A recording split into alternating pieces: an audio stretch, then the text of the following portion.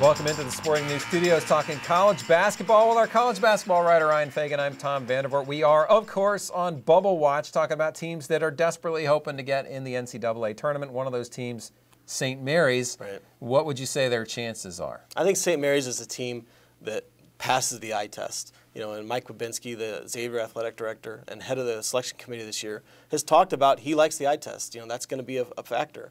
For that matter, you know, St. Mary's has to feel pretty good because they're a very good team.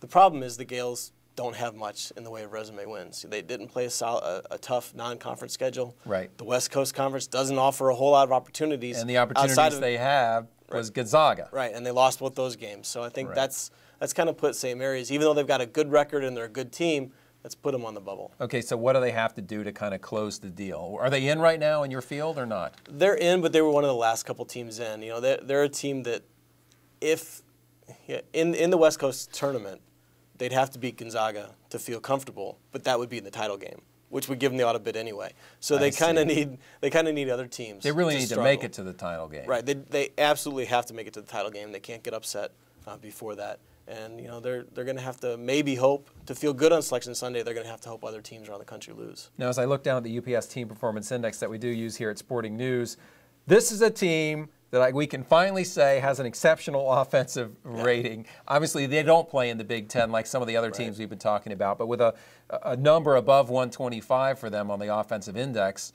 they are a good scoring basketball team, a pretty efficient team. Definitely, and it all starts with Matthew Dellavedova, their point guard. He's a fantastic veteran guy. He has experience internationally.